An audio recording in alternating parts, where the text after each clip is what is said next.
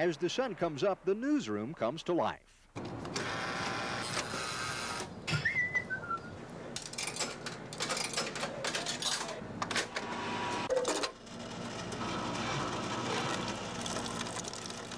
With coffee in hand, the producers and editors meet to plan the day's coverage. There are usually dozens of stories to choose from, and you can't cover everything. You have to make a priority, and the basic priority is what is going to affect the most people. So one by one, each story is judged by its merits. Everybody goes to the playoffs in the NBA. We'll also have a voiceover to sound from a couple who is having their 75th wedding anniversary today. Not many people survive the 75. Okay, so the motion for an injunction pending appeal is denied. Reporters start their day by making calls, gathering information, pumping sources for ideas. The stories that make the cut are written on the assignment board. Reporters and photographers check the board to see where they're supposed to be and when they're supposed to be there. This is a good story. Sometimes the newspaper generates story ideas. Often the wire services, AP and UPI, have important stories that need more coverage. But most of the time, our story ideas come from our viewers.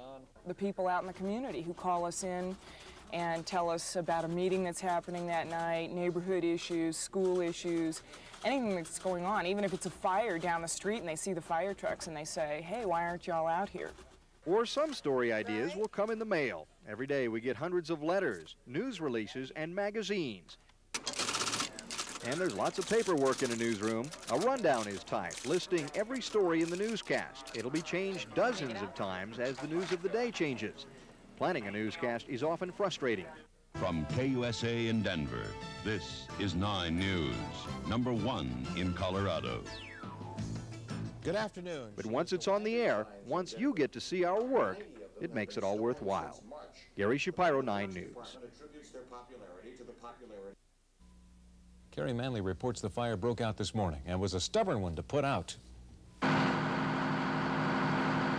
It started about 9 this morning. When we watch the news at home, we really don't think about all the work that goes into getting stories on the air. This fire story, for instance. Photographer Dan Wood got there a short time after it started and began shooting the dramatic footage that would tell this sad story.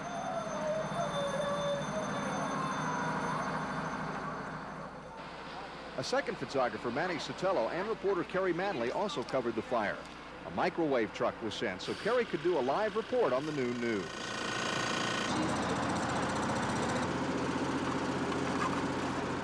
In the midst of wanting to make sure you get the facts, you also want to be sensitive that something very painful and devastating is happening to some real human beings. It's not just a 30-second live report.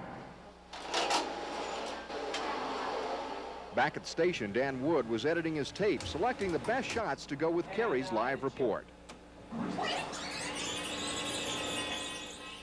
Okay, how about a mic check, please? Mic check, please. 3, 2, 1. Kerry Manley reporting live at 4:08. Kerry is now ready, waiting for her story to come up in the newscast. In the station's control room, the producer gives her cues. Director 1 to Kerry's remote. We're 30 seconds away. You're in the chroma key. Kerry, we're told it took 2 hours to get the fire under control. Why did it take so long? Well, the fire department says really... The live shot goes well. Kerry will now start working on other versions of this story for the 4:30 and 5 o'clock newscasts. In the meantime, other photographers and reporters are also working on their stories. Brian Hostetler is flying in Sky 9 with pilot Leo Galanis, shooting aerials of the city for a report on metropolitan government. Other reporters are back in the newsroom writing their scripts. Reporters must always work under the pressure of deadline. That pressure to get the story, get it right, and get it on the air on time is, to me, one of the challenges that's involved in the business. It's what I like.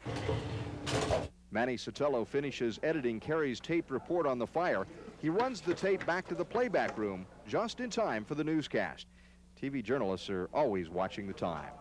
With photographer Brian Gill, Gary Shapiro, 9 News.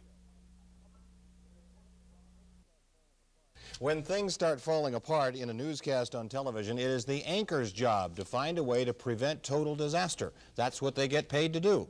Today in our look behind the scenes at 9 News, Gary Shapiro reports on the anchors and the on-air production staff.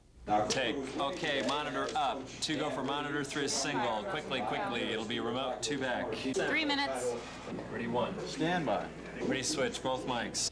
Coming up a little later today, how honest are you? Today, we're going to tell you about a sticky situation. This is what you don't see when you watch the news. Ed Sardella and Mike Landis looking over stories, making last-minute changes in their scripts. Part of their job is to cover for mistakes and make the show look good. For every half dozen mistakes someone might be able to pick out in an hour news show, there's probably a dozen and a half that we've covered that people at home don't know anything about.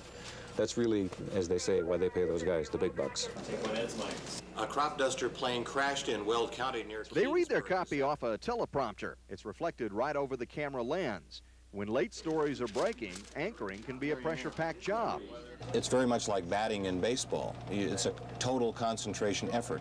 And if you are thinking about the 100,000 people at home and getting scared about talking to that many people, then you're not concentrating on your job. When they're not on the air, the anchors spend most of their time typing scripts, rewriting copy to fit their own style, and checking for errors.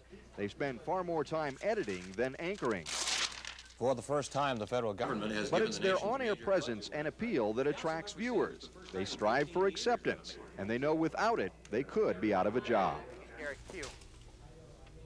Live to show you what goes on during a newscast with the production staff. This is where it all happens. Our producer, Patty Dennis, sits at the console. She times the newscast, and she tells me she's running out of time, so we're just going to skip right along here. Mike Calhoun is the director. He's the guy that actually calls the shots and puts the pictures on the air that you see. Bob Pusatori is the technical director. He sits behind this massive switcher. We're going to give you a demonstration of how they put different pictures on the air. Take bars, take two. Just different types of things. They can put the anchors on the air. They didn't know they're on the air. We're back in the control room now. They can also do special effects. He tells me he has an effect for me. I'm not sure what it's going to be, so we'll take a look at it. Yes, see, they can do all sorts of stuff. Kind of gives you a headache. I love it. They call it a control room. Sometimes it's out of control when there are late-breaking stories. The studio is just right out here. We're going to follow me into the studio, hopefully. We talked earlier about all the camera people, the floor director, the lighting people, the technical staff that is very, very important in making sure we get on the air. And you guys know they work pretty hard to make us look good. Never mind. We could use some of that electronics to, you know, spruce up our appearance a little bit. We got to try that. One more quick note. Tomorrow night, the final part of the series, we're going to go behind the scenes and show some outtakes and some mess-ups. You know, occasionally we do that. You found those? I think you guys are on that tape. We're taking the day off. Okay, thanks.